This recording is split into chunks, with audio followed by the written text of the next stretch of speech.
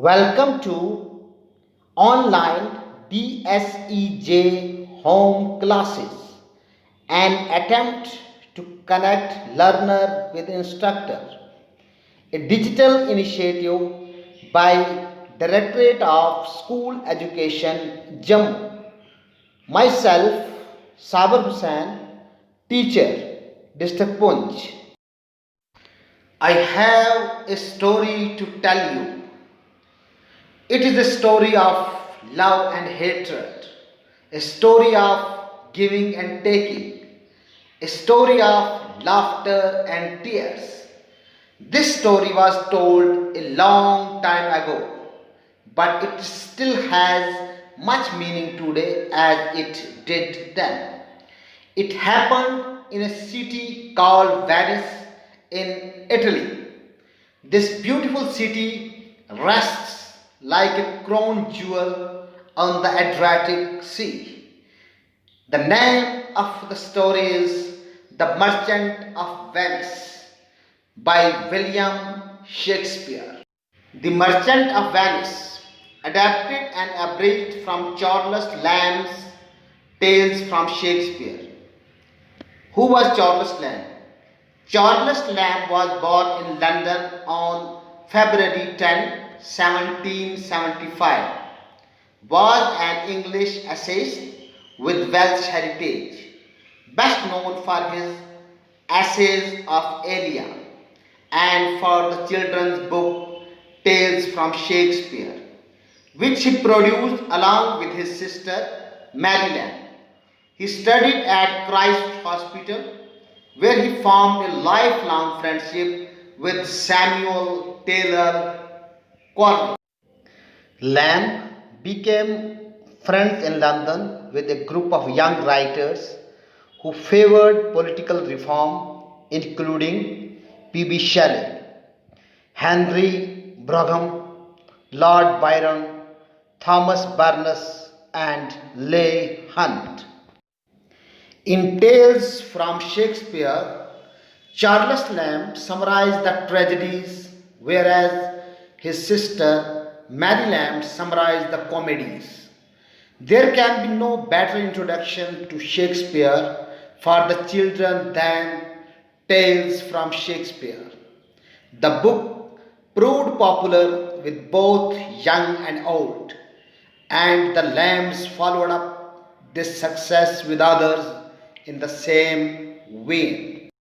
In 1808, Charles published his own version of Homer's Odyssey for children, The Adventure of Ulysses, and in 1809 he collaborated again with Mary on Mrs. Leicester's School, a book of children's stories and poetry for children. Charles Lamb died on December 27, 1834 in Edmonton. Plot of the play: The Merchant of Venice is a tragic comedy by William Shakespeare. Tragic comedy means a play full of tragedy and comedy, written somewhere between 1596 and 1598. The play is remembered for its dramatic scenes and is best known for Shylock and the famous "Hath not a Jew eyes?" Love, hatred, and mercy are the famous themes of the play. Antonio, a merchant of Venice, borrows the money from his enemy Shylock to enable Bassanio, a friend of his, to go to Belmont to marry rich, intelligent, and beautiful Portia. Though Bassanio rejoices over his marriage with Portia, whereas Antonio is jailed for not clearing the debt to Shylock in time. Shylock's adamance and hatred demands a pound of flesh from Antonio. There lived a moneylender named Shylock in Venice, earned a lot by lending money to merchants. Many people hated Shylock. Some people hated him because he forced merchants to repay him in terrible ways. Others hated him simply because he was Jewish. Of all the merchants who lived in Venice, one hated Shylock more than the others. His name was Antonio. Shylock hated Antonio as well. This was because Antonio was generous moneylender. He lent money to people in trouble and often didn't charge them interest. Shylock lost a lot of business because of Antonio's generosity. More importantly, Shylock hated Antonio because he was a Christian, and Antonio hated Shylock because he was a Jew. In those days, Jews and Christians did not like each other. They couldn't agree about anything. They couldn't understand each other's religion or culture. Antonio and Shylock often ran into each other at the Rialto. The Rialto was the business center of Venice. When the two met, they would have arguments. Antonio would often yell at Shylock for the heartless way of doing business. Shylock often thought about ways to get even with Antonio. Almost everyone in Venice really liked Antonio. They felt that he was kind and honest. The merchants especially admired him. They knew that he would help them when they were in hard times. Antonio's best friend Bassanio was in love with a rich, beautiful, and intelligent lady named Portia, who lived in the city of Belmont. He wanted to travel to Belmont to propose to her but did not have the money. So he went to Antonio and asked him to lend him a sum of 3,000 ducats. Ducats mean gold coins. Antonio had this time no ready money because he had invested all his money in trade. But being very eager to provide his friend with the money he needed, he decided to borrow the sum from an old Jew named Shylock. Antonio and Bassanio went together to Shylock, who was at Rialto as usual, and Antonio asked Shylock to lend him 3,000 ducats upon any interest he should require. Shylock answered him slowly. Do you remember all of those times that you insulted me in a low voice that everyone could hear? You once spat on me and called me a dog. All right, Antonio, I am willing to lend you the money. I won't even charge you any interest. Just pay me back the loan on time. Well, I need some kind of guarantee because 3,000 ducats is a lot of money. And if you don't pay me back on time, I will take a pound of flesh from any part of your body. You don't have to worry about anything. It's my way of saying the bad feelings of the past between us are finished. So Antonio agreed to the conditions of the loan. Three men went to a lawyer and signed an agreement. A strange smile came over Shylock's face. In fact, Shylock wanted to take a pound of flesh from Antonio. He would hated Antonio for so long, and he lost a lot of money because of this generous moneylender. Bassanio took the money that Antonio had borrowed, although he had a bad feeling about the loan contract. and left for Belmont.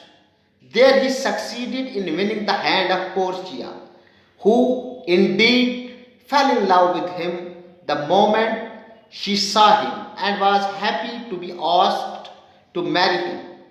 A day was fixed for the wedding, but before the wedding there came a letter from Antonio bringing dreadful news. Bassanio received the letter and opened it. It read, "Dear Bassanio, my ships have all sunk. I am in big trouble. Shylock wants to take a pound of flesh from me. Everyone has tried to talk to him out of it. Even the Duke of Venice had tried, but no one has had any success. I am going to die. Please come to my trial and execution. I want to see you once more. Come quickly, I don't have much time. Yours, Antonio." When Bassanio was returning to Venice to help Antonio, Portia gave him a ring and asked him to wear it always. As soon as he left, Portia sent word to Bellario, a cousin of hers who was a liar, telling him of Antonio's situation and asked for his advice. Bellario quickly sent his advice and also the liar's clothes, which Portia had asked for. With these clothes for herself and the clothes of a liar's clerk for her maid, Portia set out for Venice. The trial of the case began at the court of the Duke of Venice, in the presence of Bassanio and several other friends of Antonio. The Duke decided to wait for some time for Bellario. The case was just going to be heard before the Duke and senators of Venice in the Senate House when Portia entered this high court of justice and presented a letter from Bellario in which the learned counselor wrote to the Duke that he would have come himself to plead for Antonio, but that he was prevented by sickness. Portia looked around the court and saw on one side Antonio and Bassanio and their friends. On the other side stood Shylock, quite alone, sharpening a knife. And she started arguing in favor of Shylock and said that he indeed had a right to his pound of flesh. At the same time, in a moving speech, she appealed to Shylock to show mercy to Antonio. But this appeal had no effect on the Jew. He insisted upon the pound of flesh which was due to him according to the bond. Portia asked Antonio if he had anything to say. Antonio replied that he had made up his mind to death as penalty. Antonio asked Bassanio not to feel sad over the fact that he was falling a victim to his misfortune for the sake. Here, Shylock cried out impatiently to proceed with the case and pronounce judgment. Portia asked Shylock if he had made arrangements for weighing the flesh. She then asked Shylock if Shylock had also arranged for surgeon to stop Antonio's wounds from bleeding. To this, Shylock said that no such provisions had been laid down in the bond. Portia said, "A pound of Antonio's flesh is yours. The law allows it and the court awards it. But this bond here gives you no drop of blood. The words are a pound of flesh." It was impossible for Shylock to cut off the pound of flesh without shedding some of Antonio's blood. This wise discovery in the bond saved the life of Antonio, and all plans of Shylock were dashed to the ground. Realizing that he was completely defeated, he turned to Bassanio and asked for 3 times his principal. Bassanio shows his readiness, but he is stopped by Portia. She said that Jew has already refused the. All was now lost for Shylock. He turned angrily to leave the court, but Portia had stopped her again and said that the law has a hold on you. You have plotted against the life of a Christian and a citizen of Venice. The punishment of this crime is death. Besides, half of your money and goods will go to the state of Venice and the other half to Antonio. The generous Antonio suggested that money should be given to Shylock's daughter, who had married a Christian against her father's wishes. After Portia, in the disguise of a liar, had won the case for Antonio, Bassanio went to thank her and asked her to accept a gift. Portia at first refused, but when Bassanio insisted, she said that she would take the ring which he was wearing. As Bassanio had promised never to part with the ring, he was in a difficult situation. He appealed her to ask for something else, but the latter said that he will take nothing else. However, at request, Bassanio gave the ring to Lyre as a gift very unwillingly. Just as Antonio and Bassanio were leaving the court, news came Antonio's ships had returned safely to port. Filled with joy, the two friends now hurried to Belmont to tell Portia the story of their great good fortune. When Antonio and Bassanio reached Belmont, Portia soon found that he had not the ring on his finger. She told him seriously that he had broken the promise, but Antonio asked her to forgive Bassanio. She pretended to agree and gave another ring to him with a warning that he would never break her faith. Bassanio looked at the ring which he had given to the counselor in Venice. Portia gave a merry laugh and then unfolded the whole mystery. That night, they all celebrated under the beautiful Italian moon. Thinking about the text. 1. Why does Shylock hate Antonio? Answer. Shylock hates Antonio because he gives money to the needy people and does not charge any interest for the money he lends. Shylock, a hard-hearted man, pays with great severity for the money he lends. Since Antonio is generous, he earns a lot of Shylock's hatred. How does Antonio help Bassanio? Answer. Bassanio wants to travel to Belmont to offer a rich and lovely girl named Portia. However, he has no money to make himself as rich and important as her other suitors. He goes to Antonio for money borrowing.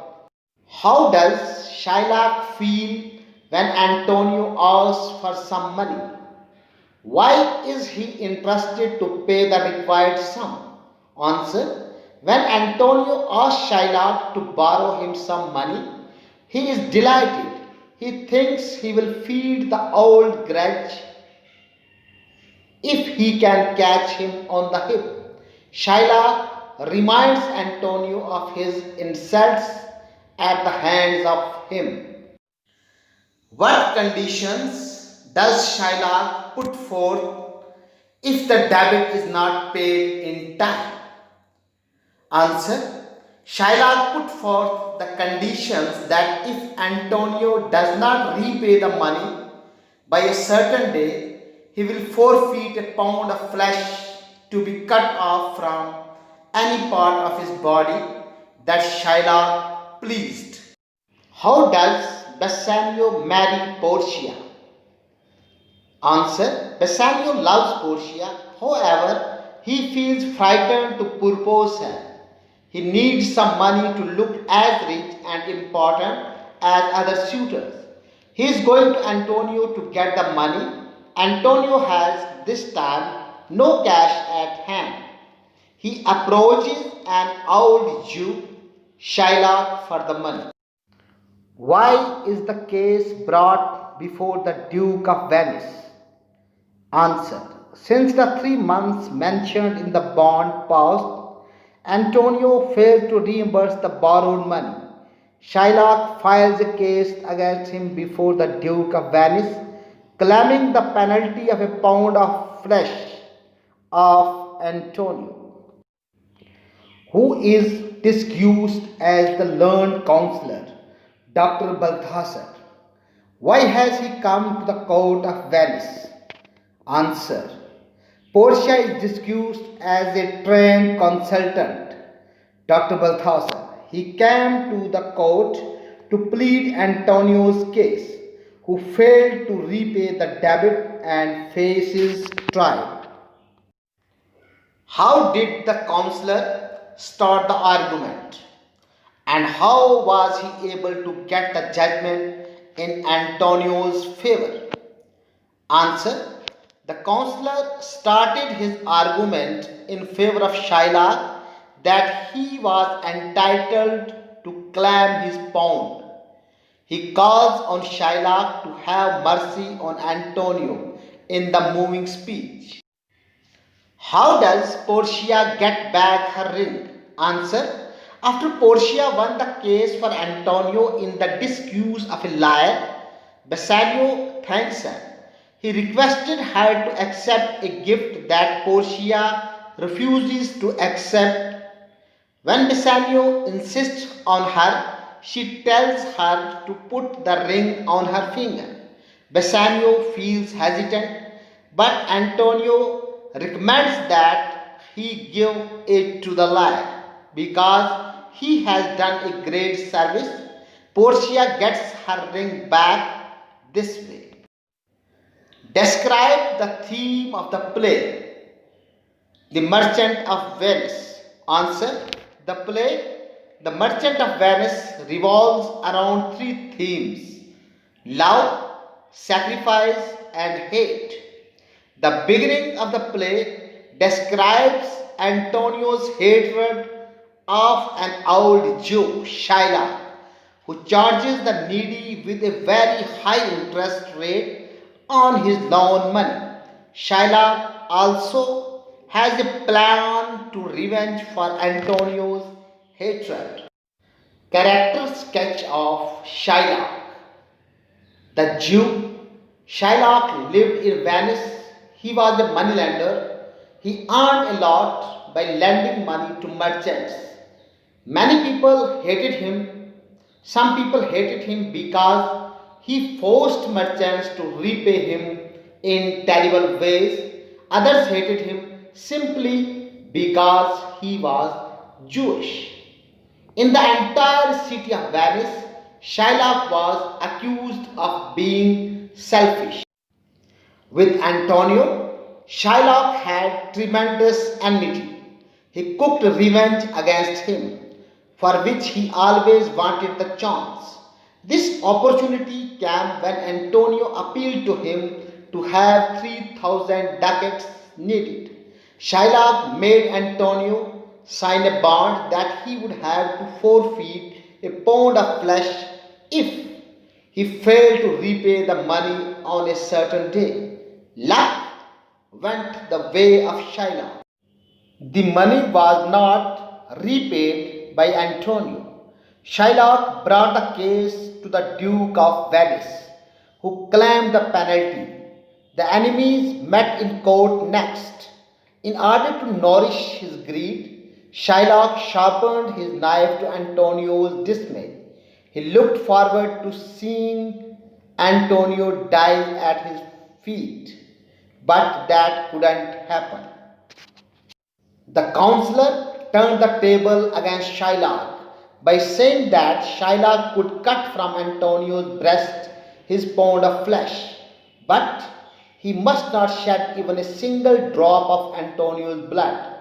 This sabotaged Shylock's conspiracy because it was impossible for him to cut the flesh and shed some blood.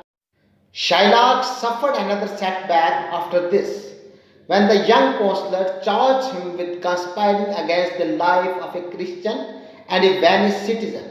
In addition to this, he demanded that Shylock be sentenced to death and that his entire property be seized.